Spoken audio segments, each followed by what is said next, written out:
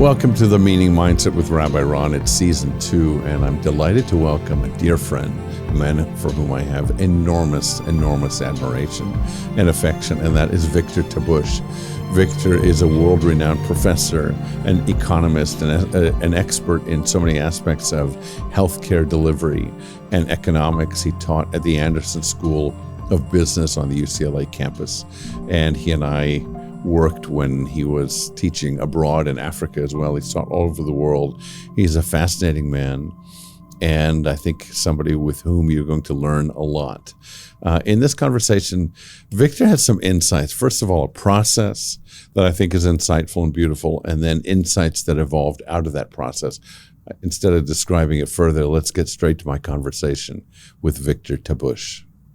Victor, one of the earliest and most significant memories that I have with you in our relationship was in East Africa. And I remember that when I got to Kenya, you made a point of taking me on a significant tour, and it wasn't tourist sites. It was a gender violence center. It was Kibera to see clinics operating out of shipping containers converted to clinics in the center of that slum, the largest on the African continent. And we went place to place to HIV/AIDS clinics to see what was and wasn't functioning well. And I was just soaking in your world. How did you get there? How did you arrive at that work? Particularly, I know you did so much work in relation to disease and in Africa. Mm-hmm. Well, first of all, how did you get there? I wanted you to go because I envied you, because you had not yet experienced Africa. You had so much ahead of you. And so much of it was behind me because I had been many times.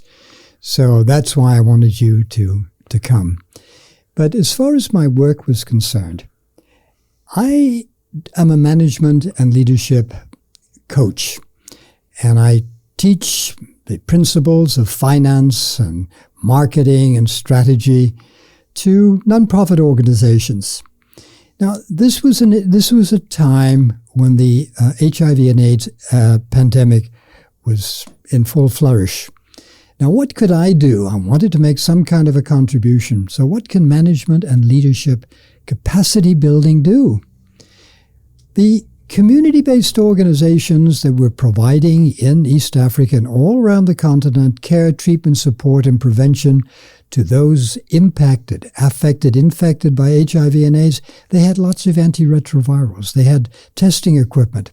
But what they didn't have is something that I could provide, or at least I could arrange for the provision of, which is to raise their efficiency within their organizations so that they would be able to manage them better, their funds would be more sustainable, they would be able to grant right with greater effectiveness. And so I could describe, Ron, what I did, and I think you are of the same mind. I prefer to think about why I did it. Right. And it's all about the why. These organizations, when their management teams were more skilled, at higher levels of capacity and leadership and management, they were able to see more people, provide more inoculations, provide more preventative activity, provide more antiretrovirals. So at the end of the day, my belief was that I was contributing to make people's lives longer and make them better. So that's what motivates me. It was the why I was doing it. And the how, which is through the capacity building, was simply an instrumentality, but it was one that I could do. It was in my control. So you have to choose. If you want to make a contribution, you have to stay within your lane to some degree. Right. You have to be able to exercise what it is that you have an expertise in. And I had been associate dean at Anderson for many, many years, and running comparable programs for the for-profit sector. So this was an opportunity for me to do something for people that really needed it in a continent that I loved. What were you doing before healthcare, before doing policy and working on the MDI, the Management Development Institute, and working at Anderson? Well, I was the Senior Associate Dean, and I was in charge of our executive and fully employed MBA programs. I had a staff of 25, and these two programs were profit centers. I was essentially running a business. And it was a spell of time when I learned how to motivate people. I learned how to lead and how to organize and how to plan and how to ensure that my entity, my business unit, was profitable for the dean because the monies that we made were turned over for discretionary purposes. So that's what I was doing. I was an academic administrator, and then I moved through serendipitous circumstances, into healthcare. Now that was certainly, I would say, my most consequential activity. But then I moved into something else that you might be interested in, and that is encouraging the development and the implementation of age-friendly healthcare. Healthcare, for the most part, is delivered to people who are in older age brackets. Their needs are different from middle-aged people. Their concerns are different. Their constraints are different. But yet, the manner of care is pretty much the same. What we needed, and I was convinced of this, what we needed was a system of care that addressed what matters to the person. And it may not be lowering their cholesterol level when they're 82. It may be, get me to my grandson's graduation next month. Yeah, that's what matters. And so I've been working, after the MDI that you referred to, I've been working with, it's called the Institute for Healthcare Improvement. Now we have it in 20% of all the hospitals are certified to be age-friendly. And the age-friendly care is all centered around that, what matters, inquiring, and then not just inquiring what matters, but then ensuring that the regimen of care tenders to what matters to that individual. So it's really a client focus in medicine. It really is. It's a real client focus. And, it's interesting, Ron, because many people use the term patient-centered. I don't like that term. I'm very particular about terminology. Now, what's the difference between patient-centered and person-centered? Just think about it. Most of the year, thankfully, we're not a patient. We're not in the examining room. We're not in the ER. We're not on the ward. Back row. Yeah. We're at home. Yeah. Now, does that mean our issues should not be tended to? Does it mean that what we're doing when we're not in the examining room is unimportant? No. We, for the rest of the year, are people, and we have social needs which contribute to, if they're met, contribute to our health and well-being. So, and I don't know whether you know this, but my recent work has been working with community-based organizations to deliver social services that support the medical establishment. Home-delivered meals, non-emergency medical transportation to follow on appointments, safe and secure housing, financial advocacy. It is a fascinating thing that 80% of health outcomes come from just 20% of overall expenditures.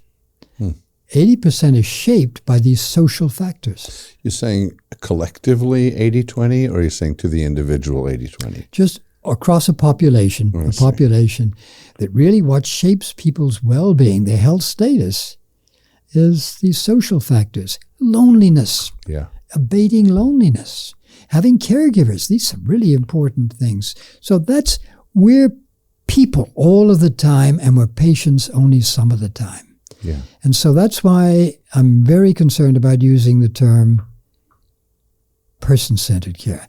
And I don't like the term medical care. I like to think about care as being health care. And within it, there's the medical component, and there's the other component, the social services. So that's a very long-winded way. But this is me. It's clear and it's clarifying.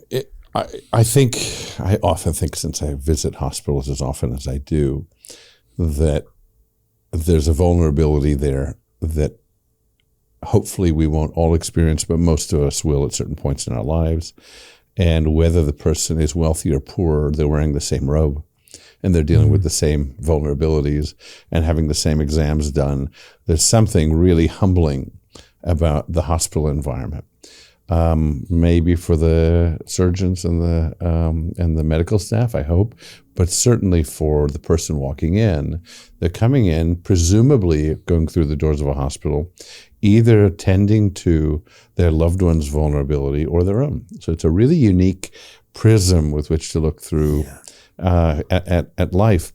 What about before you got into this deeply meaningful work? What were you doing long before then? How did you get from childhood to this point in terms of this quest for meaning, the way you're living your life?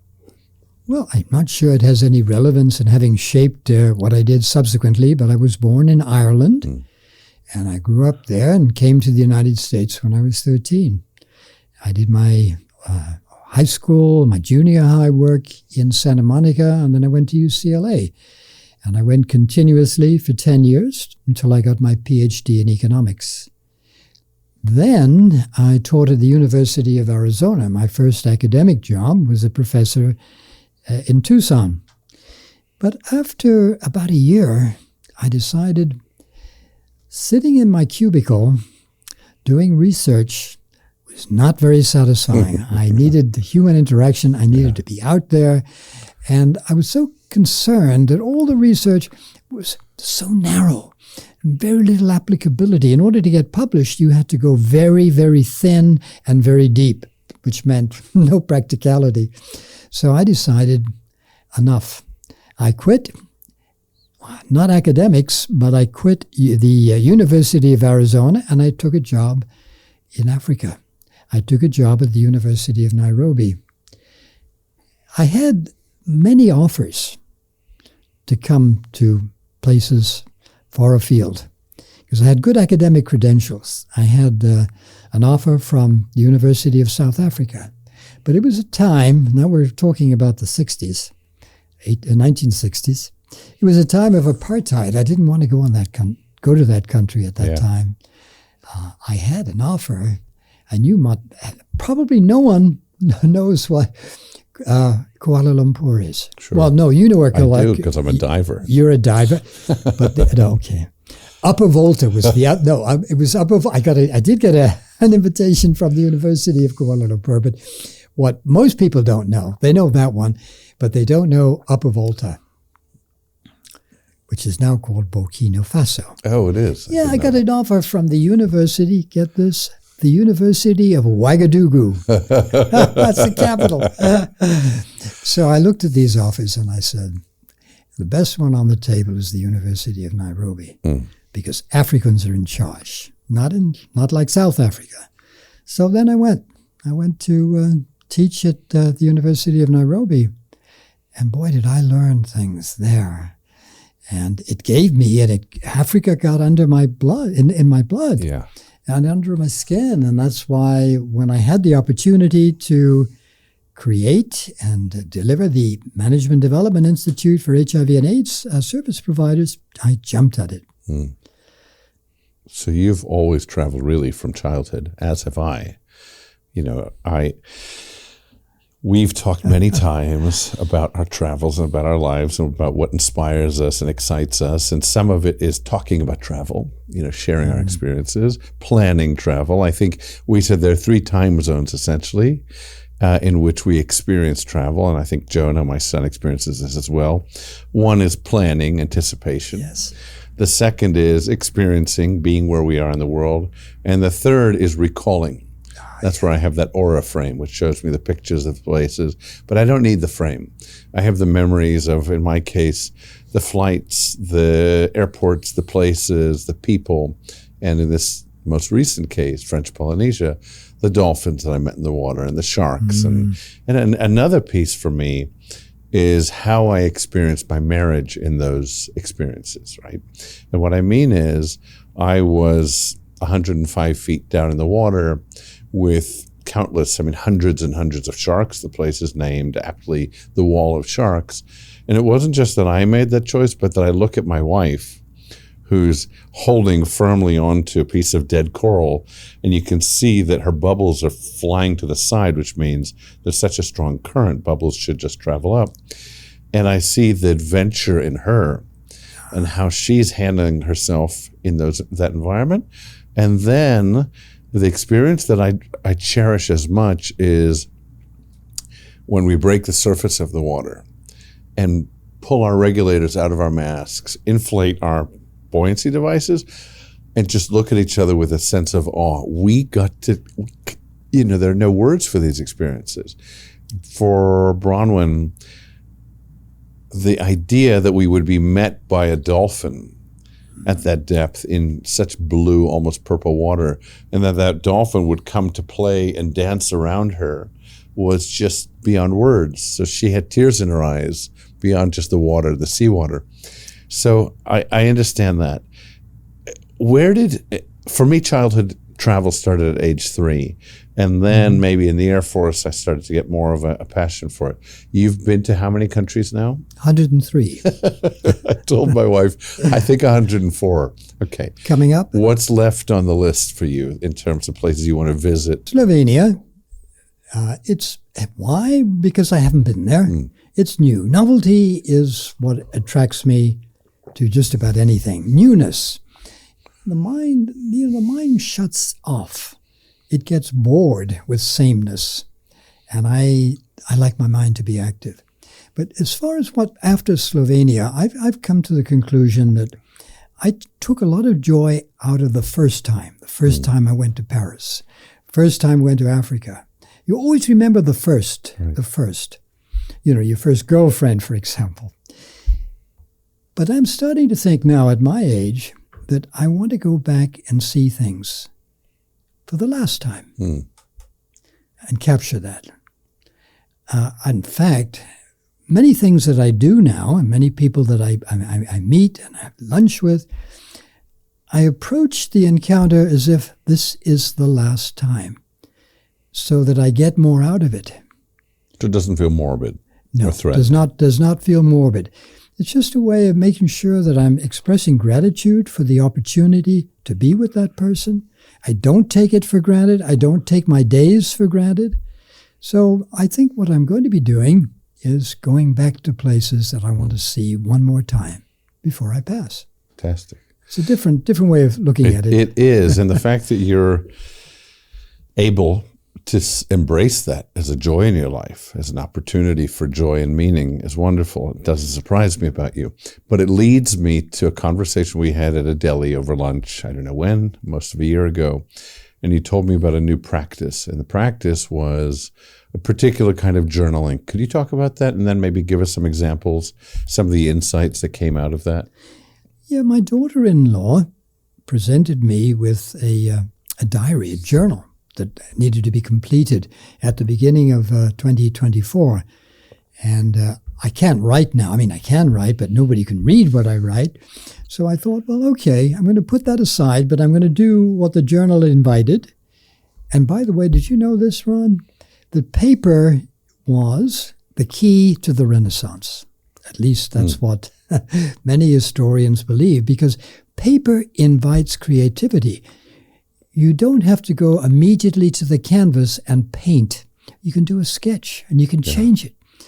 A lot of experimentation. Which we found many versions of. I could look at all of Da Vinci's sketches before they became his great masterworks. But you needed paper for that. Right. So anyhow, the journal was an invitation to my creativity, to put something down, something that could be shared as a legacy.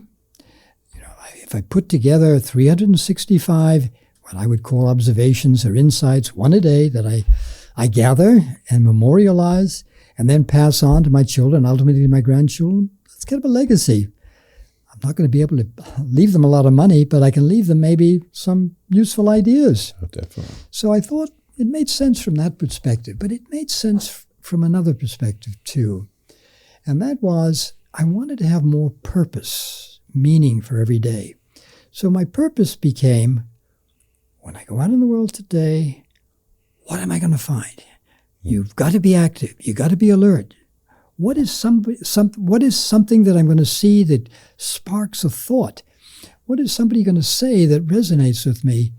Okay, I'm going to put it down. I'm going to have it in my collection, my inventory. And then I realized that when all of these thoughts get memorialized like this, I'm more likely to live by them. If many of them are principles, things that I should do, the way I should lead my life, writing them down. And so I did it every single day. That's my journal. I think that's what you're referring to. Yeah, of course. But you're saying the act of writing, of memorializing an idea is part of the power of the idea. Yes. It amplifies it. It does amplify it, Ron. Very good. That's a good way of putting it. It makes it more likely to stick up here. And of course, now you can transmit it to others. Sure. And here's another thing that I wasn't aware of at the time I did it. Last year, and you're a wonderful conversationalist. This is one of your many great strengths. And I wanted to become a better conversationalist. And what I discovered was that these principles, these ahas, chestnuts that I would gather, they could be used for dinner conversation or cocktail. I say, let me tell you what I learned today. Yeah. And it works. It does. The dinner conversations are much more interesting for not just for, I throw it out there, get their views. I have a much greater, much more pleasant time, and I think others like it too. So it's kind of part of a social compact to come to a dinner party. You come with a bottle of wine. Yeah. I come with things that I'm prepared to ask people or tell people. I'm not going to lecture them clearly. Sure. But think. So that was another thing. It became a repository for conversations. So when you look back at 365, is there a short list? You and I spoke once. I can't remember when it was, when I was contemplating writing a book. And you were talking to me about the power of the 6 insights from, the 12 lessons of. I know. Did you narrow those down to 200 to 12? I did. I narrowed it down to about 35. I couldn't get any lower than that. That's a good number. Yeah. Which tells you that, I really feel that there's power in not just a few. There's power in so many of them. And I was one of the ones. Did I mention the delight? We talked about that at the time. Not now. You haven't mentioned it. This one I'd like to share, discuss with you and see how you used it. Now, many of these insights were spontaneous. I just thought of them. Others I read. And so it gave me an appetite for reading because I needed to read in order to feed the voracious monster, which was my journal that was waiting for me in the evening. But I read somewhere that what you should do is you go through the day seeking out moments of delight. Something that causes you to smile or stop. Maybe it's a dog wagging its tail. You see a young boy playing with a ball and he's smiling. Or maybe it's a sound. Maybe it's a bird you hear, or you look up and the configuration in the sky is particularly unusual. What you have to do if you want to lead a fulfilling life, at least this is the prescription, and I followed it, you need to stop. You need to pause. You need to raise your finger like this and say, delight. And that means this is one of those special moments of the day. Yeah. So identify the moment. So you pause, you ponder it, you bank it. That's key. Just like you talked about post travel. Sure. You want to bank those memories so that they can be recaptured. You want to bank that moment. And at the end of the day, if you've banked it properly, if you've gone through this process, you will be able to recall it. And it's a good way to think back on the day and what meaning it had for you. Yeah, and I think it raises gratitude, which is our core gift in terms of values. And because I think that impacts how we are in the world. Let's go to your list, because I'm really anxious to hear what you have to share in terms of your journal insights from a year. Well, what are the, in no particular order, I'll just tell you one that's just come to mind. It's called reference reframing. use as a point of reference to determine how we feel, how good our life is, how happy we are. We always have some point of reference, a comparison. Sure. And it's really important to have the right comparison. So I think I'll give you a couple of examples. Robinson Crusoe, shipwrecked. He got washed up on a little desert island. Now, he could have lamented, my heavens, I'm not on that ship. I'm not going to go to London. I'm out here all alone, marooned. Or he could have rejoiced that it could have been something worse. Sure. He could have simply drowned. Or he could have been on a plank of wood for 7 days before he died of thirst. So he changed, the point of reference became something much worse. And when you have that point of reference, and getting on that island looks pretty damn good. Yeah. And you could more content. Yeah. And when that ship, is another Robinson Crusoe reframing reference point. Robinson, when the ship comes by after he's been there for 10 years, the ship comes by and it goes by, it doesn't stop.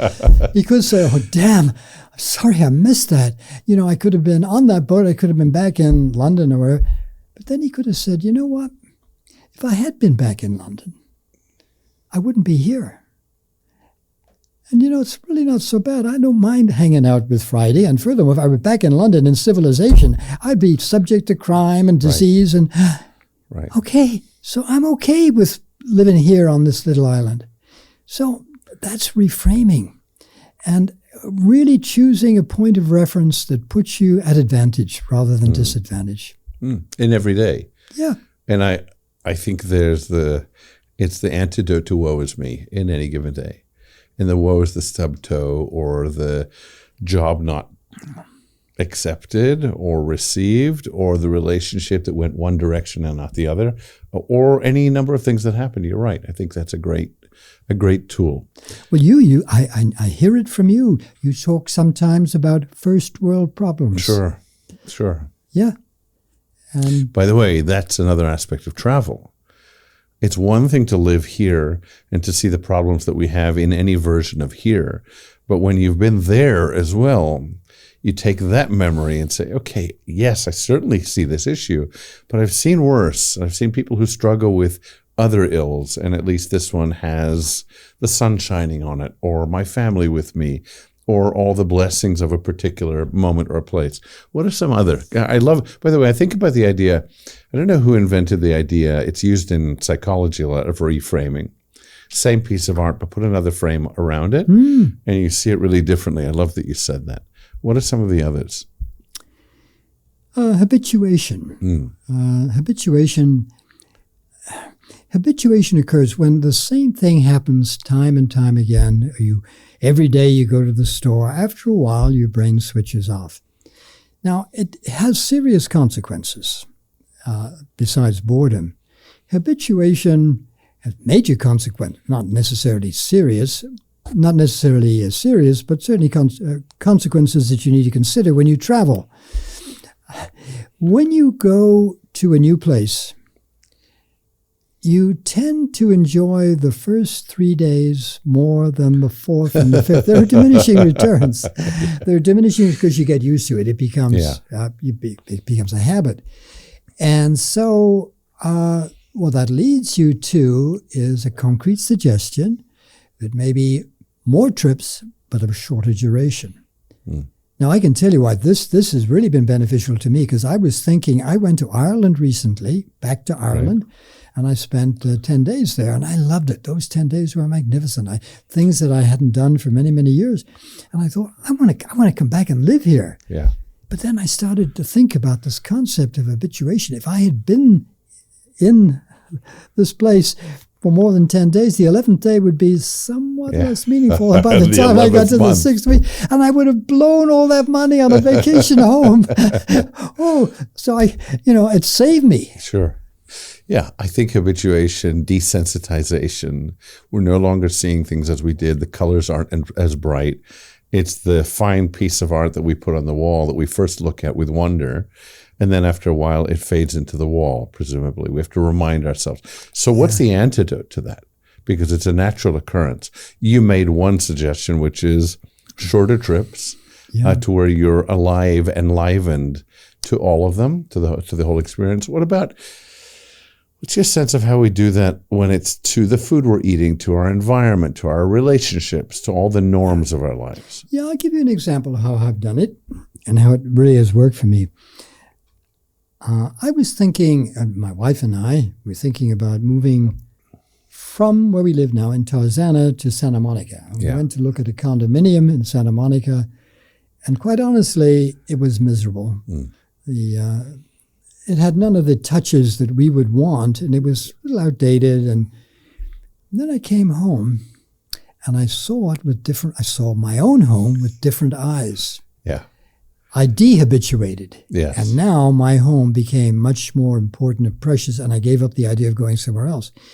And what I've discovered subsequently is if I want to dehabituate from my own environment, let's say my own home, and stop taking it for granted, the fact that I've got this luxurious home, everything is set out for me and my wife. Yeah. Invite guests over. Let them see it through their eyes and tell me what they've seen. Yeah. And then I start seeing with their eyes something that is new, novel. Yeah, I can relate to that. Yeah. The views from the house, where we live, everybody is wowed by the environment, and it's so easy to become habituated to it, to see the mountains as the mountains that we saw yesterday. So let's move on from that, because I think that's a great insight, and I think you covered it well. I think people can handle and relate to that. What else would you add from your list? Well, talk about the bucket list, of course, tends to be a list of places that you want to go and haven't been to. But I have a garbage pail list. The great thing about growing older is first of all, the bucket list gets full and full. You do all of these things, and but it's the things that you don't do anymore, that you don't have to. It's the fools you don't have to suffer, that boss you don't have to take orders from at work. The staff meeting you don't have to attend at the university. Yes, and the fact that you have the economic wherewithal to avoid having to do some of the irksome tasks that you before in order to save money. So having a garbage pail and ruminating on things that you don't have to do. It's kind of like 1 minus. We tend to think about the good things. Yeah. But it's the 1 minus. It's the things that aren't good are just as important as the... Definitely. I think everybody, the question that I have then about that is, how do you, it seems to me, let me reframe that. It seems like you come to an idea, a realization, and then you live it and you realize that it has dividends. So you've realized that other people, something that I don't think I've never heard articulated, the garbage pail. And then you start to see, you now have a new lens to work with. So now you start to see the things that you no longer have to do, which adds a certain breadth and color and life to life. Absolutely. Yeah, it's beautiful. So by the way, that also makes me think about retirement. Not me personally right now, but I've heard people talk about the distinction between retiring from, which is really easy to articulate. It's that place, that career, that job, however challenging it is to leave. But then I've heard people talk about the importance of retiring to, knowing what you're retiring to. So yes, at some point, part of what you're retiring to is being able to say no to having to attend to all those things, in addition to something of purpose that you're moving toward. Absolutely essential to retire to. And this whole issue of retirement, it's a spot where I can get very irritated. I get irritated by people who, they know my age, and they might say, well, what did you do in your career? Yeah. And I say, well, I'm not going to answer that. I'm not living in the past. I will tell you, if you're interested, what I'm doing now. Yeah. And of course, that means that I have to continue. Right. I have to retire to something in order to have a story, a narrative that goes along with that. So, so that's, look, retiring. I mean, I don't play golf. What am I going to do? Well, what else would I do if I'm not doing what I'm doing now? Yeah. I'm not sure there's anything that is even 1/10 as rewarding. And I'm not talking about financially, because I'm not making very much of any money from what I do. I just love it. You gave me an insight before that I want to go back on, and that was before we started recording, on the punch card. What was that? Okay. Change is very, very difficult. We all know that. Change is very, very difficult. We kind of see the destination, and we would like to get there in one fell swoop and just, okay, I want to lose weight. Okay, I'm going to give up all sugar. I'm going to give up this. I'm going to give up carbohydrates. It doesn't ever work. What I've found, and again, this has been recommended to me, is a kind of an incremental approach. And I'll give you an example of how it works. Do you ever go to like Starbucks and they have these cards that they stamp? Sure. It's all done electronically now. Yeah. But, when you get all But I've certainly been where somebody is when they're giving all you stamped, your first of 8. Yeah. First. They give you, and when they're all stamped, then you get the free cup of coffee or whatever. Well, a very interesting experiment, Ron, that cards were given out. 50% of the cards were given to people. And this half deck, or this half of all the cards, had 10 places that needed to be stamped before they could be redeemed. Oh, excuse me, I misspoke. It had 8, only 8. The other cards had spaces for 10. So one has got spaces for 10. But the one that has the spaces for 10 has the first 2 pre-stamped. Now, so both of them require 8 more purchases in order to get the reward. But the redemption rate was 3-4 times as great for those people that have the card that had 2 stamps already in it. That's so interesting. So what does that tell you? Human nature, yeah. What does it tell you? It tells you that we need encouragement. We need to get traction. So, all right. So this week I'll give up chocolate. Ron, you and I think, love chocolate. We do, and it's really hard, isn't it? It is. I'm there now. Yeah, yeah. But so that's, there was another very interesting experiment on. Is this of interest? It is. I just want to ask you, because I want to clarify. Well, maybe you're going to answer that now. I want to get clearer in terms of how to apply it, because I get the redemption. But what about when it is somebody struggling with a nicotine habit, or as you say, chocolate, whatever it is that we're trying to work toward? What are the equivalents of our 8 other steps that we need? Well, I'll tell you what I'm using it in my professional work. Okay. I create financial models which require a lot of time to fill out. And so I have a progress meter, which represents the percentage completed, and it follows the user through the population of the tool. And so what does that do? Oh, well, I'm 20. I just fill that now. I'm at 25%. But showing the distance traveled towards your destination is a really good thing. I spoke to somebody earlier today about that. We were talking about building a structure or a financial campaign, fundraising. They say the first $1 million is the easiest one to raise, because on top of that, there's a sense that you're already on the way to a journey or to a goal. You believe it, and the people whom you're soliciting for the next $1 million believe it as well. And I think that follows the same principle. Yeah, and look, exercise, you begin with just adopting one new exercise routine, and then the following week you add another. Just incrementalism rather than trying to get the whole thing done. I mean, go to the gym and throw away all your old routines and start afresh. Just add one, bit by bit, and you're more likely to be successful. So that's one. I tell you one that is very much in my mind today because of some work that I was doing. Travel, as we both know, changes your perspective. For sure. And in a good way. And I was recalling today an incident that occurred. This was before you came to Africa with me. It was the very first time I ran an MDI program. And I'd spent time in Africa, but I wasn't really familiar with the whole milieu of HIV and AIDS organizations. And this was a training course. Management Development Institute. Management Development, yes, yeah. Management Development. You know, the second and third day, her name was Kafui. Kafui, one of the participants, one of the executives, she came in late.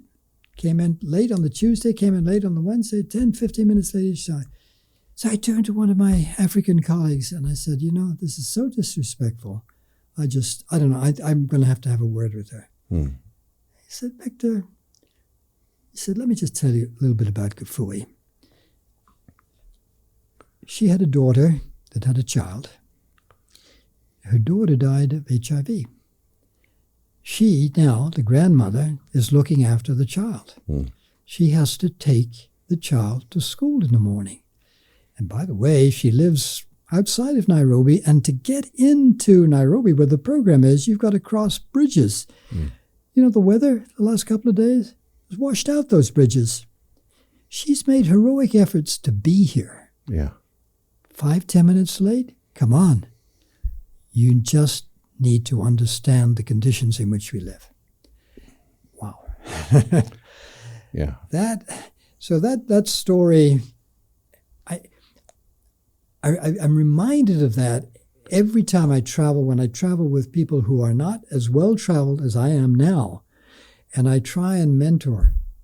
You know, it happened to me, I took a group of MBA students to France for a program many years ago, about 8 or 9 years ago. The very first night, we convened at a restaurant, the opening night. We had dinner, and after we had eaten, the check didn't come right away. It didn't come. And so 3 or 4 of these students, you know, these are executive MBAs, you know, they're high-powered, but they haven't traveled very much. They were muttering, oh my God, these French, they're so damn inefficient. You know, why can't they get us the check? You know, Sure. We finished, 40 minutes ago. I said, let me tell you something. And I gave him my lecture. I said, you've got to realize you're in a different cultural milieu. You don't understand that the dining experience is something that they come not just for the food, but they come to be able to converse with their friends. Yeah. And it's rude for a waiter, a waitress to come and put a check down, which basically says, get out of here. Right. Okay, so this is what travel does. It gives you new eyes. And that's going back to why I like to travel. I like to have new eyes. I like to experience novelty. But that was one of those lessons that I had to teach. Yeah, I feel like there's a domestic version of that too, which is everybody has a backstory. And I see that through my work. There's an assumption that I'm meeting a whole person in a moment, but all I see is the front. I see their affect in a moment. I see the waitress who spills a drink. And I can get as frustrated as I am, but I have no idea why her mind is somewhere else. And it doesn't mean I can't be demanding in a way that's appropriate in the world, but empathy, a sense that we're not all present, we're not all able, everybody's dealing with, we don't know what her, who's hospitalized, who's struggling, the child who's struggling, the marriage that's failing, the finances. We don't know what a person is bringing to an encounter. And I think sometimes I see that among our staff. People get frustrated with people. And I happen to know something confidentially about what they're going through in their life. I think there's more to that person. And if you knew what I know, or at least acted on the basis that none of us know all of of what a person brings to their story in a given moment, we would have a little more grace, I'll call it that, Yes. toward each other. That's what I hope to have adopted as a result of absolutely. that experience. But So, by the way, before you go on, we're not consistent in any of this, right? You don't have whatever, if this is 4 or 5 that you've delineated, discussed, I'm sure, like me, you're not consistently finding the moments of delight in a day. We're missing them. And we are getting frustrated with inefficiencies. And we are doing all of these things with inconsistency. And I think because we're inherently inconsistent, we're just making effort toward consistency. And I think what your list does is say, aim in this direction. You're going to sometimes miss. yes, and I think the likelihood of being consistent in abiding by these principles, or life rules, if you will, helpful is to write them and then review them periodically, because you will forget to do some of the things that you've pledged to do continually. But to have them on a piece of paper and review that piece of paper periodically will be part of that discipline. Yeah, I think in religious terms, we ritualize things. And I think what you're talking about is ritualizing. And I think as soon as we get an idea and then we move it into our being and our activity, it changes its nature. So there are, I think in terms of our own tradition in Judaism, there are things that we do physically that physicalize a value.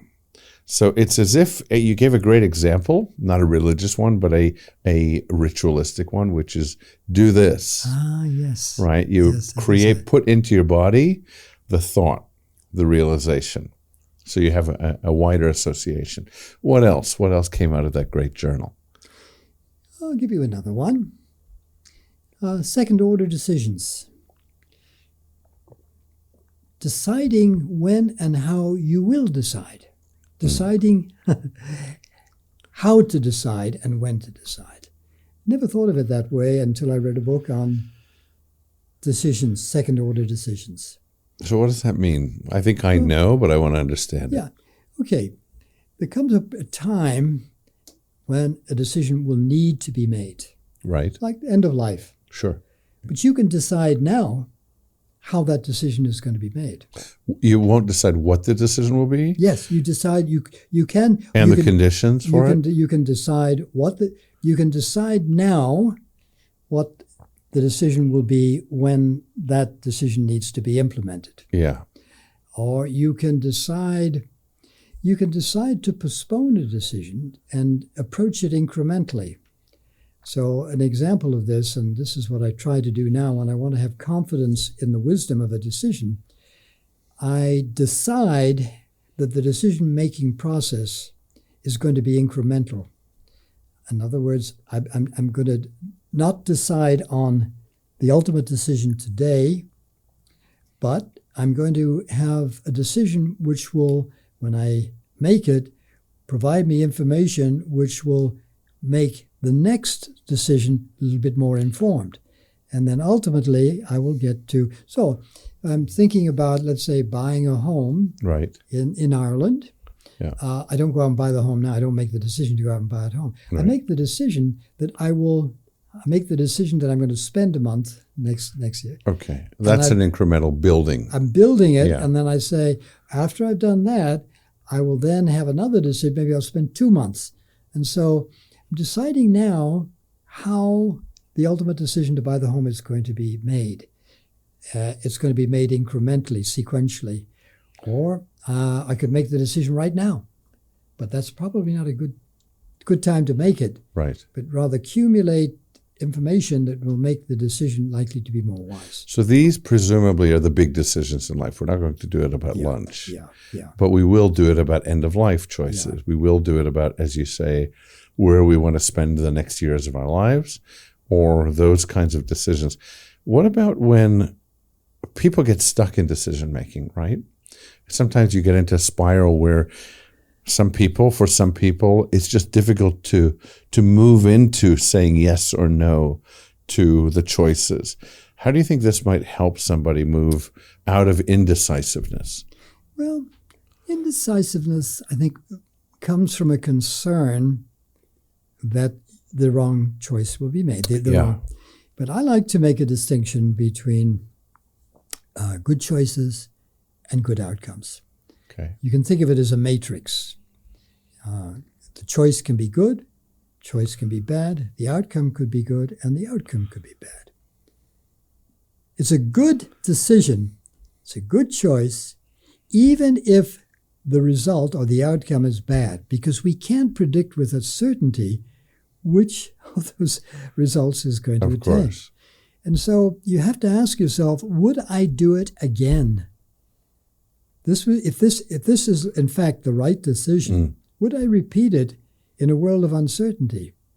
And so it should give you a little comfort. You don't always have to have the right outcome, but you've got to have a decision-making process that is thoughtful. Yeah, it reminds me of a book and somebody whom you may know. I think he was at UCLA, Barry Schwartz. Yeah, yes. And he wrote The Tyranny of Choices, I think. The Paradox of Choice. Okay, so I think about it as tyranny, that the more choice we have, the more likely it is to be indecisive. And part of the decision-making process, I think, when it goes well, is allowing for the fact that, it may not be ideal, but I've made the best choice I can make with the knowledge that I have. And I could reverse it in many cases. So often there are choices that aren't permanent. Even moving to Santa Monica or moving even to Ireland doesn't necessarily have to be a permanent decision. Depends on the person. But are we willing to say, I've done my due diligence, I've made this decision, I'm going to go forward with it on the basis of what I know. And like most things in life, it's not fixed. I can put a for sale sign down there as well. I like that, Ron. And it reminds me of another one of my little motifs, which is I don't believe in failure. Okay, I see the tie-in. I don't believe, the word failure doesn't work for me. If you haven't succeeded, that's the way you frame it. You haven't yet succeeded. Yeah. Students should not get an F grade. Okay, that's final. It's an F. Right. You have failed. So that's it. You give up. You move on to... But if you say, for the same performance, you have not yet succeeded, presumably it'll give the motivation to do exactly that, to pick up and get to where you need to go. And there's a huge difference in terms of how we hear those words, in terms of our shame versus our... shame, I think, is debilitating. And the F says you have failed at something in your life, or worse, you're a failure. Whereas you haven't yet says, I'm still in the game. I'm not ready. I wasn't ready, but I will. Yeah, I think that makes sense. What are some examples in your own life where you've felt like, you and I used to play tennis, so I know the serve for me. But what are some examples where you've said to yourself, it's not failure, it's just not yet a completed task? It's like in grammar where you have incomplete in other languages. There's an indefinite or an incomplete task. You certainly have that in Hebrew. Well, I have to say that I'm not always successful here. I've been playing pickleball, and I've been playing with people above my grade. Yeah. And I've really pronounced myself a failure. And I've come home feeling very, very upset that I'm a failure relative to that frame of reference. But I came out of it by saying, okay, I'm still learning. Let me go back to the drawing boards. Let me start playing with people a notch down. Yeah. And there's nothing like confidence in everything you do. If you don't have confidence, you will not succeed. Right. If you've got to gain that confidence, and the way to do it is by having less ambitious targets, less ambitious milieus, in this case, people that were not very good to play with. Yeah, you and I used to train with a guy called Brady. I know. Brady, 6'5", whatever it was, with this incredible, forearm backhand in tennis. And I'm an abject failure coming off the court if I was playing Brady. But maybe I set myself up for an unrealistic outcome, as you say. Maybe you and I playing each other will each win points off each other, and both of us will lose points as well. But maybe I think we need both in our lives, by the way. It reminds me of a frame of reference. When I was starting to date, I think my dad said, it may have been my mom, said, always play a better tennis player. And what that meant was, if you're playing with somebody against somebody who isn't as good as you are, you're probably not growing. You might feel good about yourself, but it's not necessarily improving your game. But make sure that the person across the net is somebody who will help you grow. And if it's a good relationship, you are that person to them as well, in reality. And I think that's a good outcome. Yeah. No, I confess I'm not very good at that. Because if I put myself in that context again, I just feel, that lack of confidence comes back, and I just don't like it. But what things around you really determine who you are, what you are, and how successful you are. I had something happen today. I was speaking with a client. I'm going to be giving a webinar to a group of executives, and I knew what my topic was. And I asked them at the end, I said, before I shape everything and create the complete presentation, I want to know what comes before and what comes after. Because I want to integrate. And I came out with a line that I got from, of all people, Miles Davis. Oh, really? Miles Davis, Okay. The great trumpet. Sure. One of my great, idols. Miles Davis said, there's no such thing as the wrong note. It's the note before and the note after. If it supports it, it's the right note. Oh, that's beautiful. Isn't that nice? Yeah, it is. Yeah. So it's what's around you. It's the predecessor, the successor. Yeah, that's lovely. Yeah, isn't that lovely? It is. I'm realizing I'm aware of time. What's the last insight out of your many insights in that year that you want to share? Well, not in terms of degree of importance, but when we look into the future with maybe anticipation, excitement, sometimes with dread, because we think there's something going to happen, a medical test result that is going to be negative, going to be bad for us. I don't always succeed in this, but I really try. There are two. If you have a diagnostic test and you're waiting for the result, the temptation is to think about the worst. Right. But what you end up doing, just think about what makes the more logical sense. If you can bring your logical senses to bear, you can either not think about it, or you can assume the worst. If you assume the worst and the outcome is good, there's absolutely nothing wrong. You have needlessly worried. Yeah. Now, if the outcome is bad, well, you've just brought forward the angst. Yeah, the negative effect is already happening before you get the news. Yeah. So, okay. So what's the benefit of bringing the dread in? Yeah. Just shut it out. And, if it happens that you get a negative result, well, you have to bear the consequences. But at that time, you delay it. Yeah. And if if it's good, if the test results are good, you didn't worry needlessly. It's something bringing the good things, like we talked about pre-travel anticipation. You want to bring the good stuff here, now. Bring the future to the present. The bad stuff, Let it arrive when it needs to arrive. I like that. Well, a friend of mine, his wise father used to say, and he said to me when I was worried about something years ago, he said, Ron, my dad used to always say, he was a Texan, he said, my dad would always say, don't trouble till trouble troubles you. That captures it beautifully. Yeah, it does. Victor, I cherish you. I mean, you're one of the people I adore. And the time that you and I get to spend together, I always experience well, always appreciate, always learn.